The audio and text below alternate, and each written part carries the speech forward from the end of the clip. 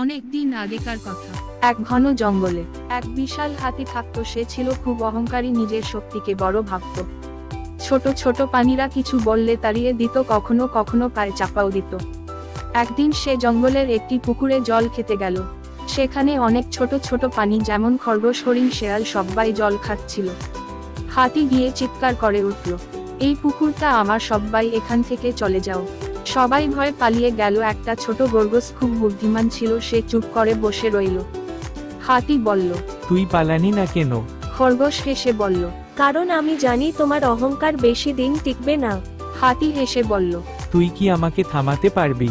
খরগোশ বলল, চলো আমি তোমাকে আরেকটা হাতির সঙ্গে দেখা করাই যে তোমার থেকেও বড়। হাতি রাজি হলো। খরগোশ তাকে এক কুয়োর কাছে নিয়ে গেল, বলল, এই কুয়োর মধ্যে তাকিয়ে দেখো, সে আছে ওখানে। হাতি কুয়োর মধ্যে তাকিয়ে নিজের ছায়া দেখতে পেল। সে ভাবল এটাই অন্য হাতি। সে গর্জে উঠল আর কুয়োর ভিতর থেকেও একই গর্জন ফিরল। সে রেগে গিয়ে সে কুয়োর মধ্যেই ঝাঁপ দিল আর পড়ে গেল। তখন সব ছোট ছোট প্রাণীরা বেরিয়ে এসে হাসতে লাগলো। খরগোশ বলল, অহংকার কখনো ভালো নয়, বুদ্ধিমত্তায় আসল শক্তি। শক্তির থেকেও বুদ্ধি বেশি বড় হয়, বুঝলে সবাই। ওই দিনের পর থেকে সবাই স্বাধীনভাবে থাকতে লাগলো, কেউ কাউকে বিরক্ত করত না।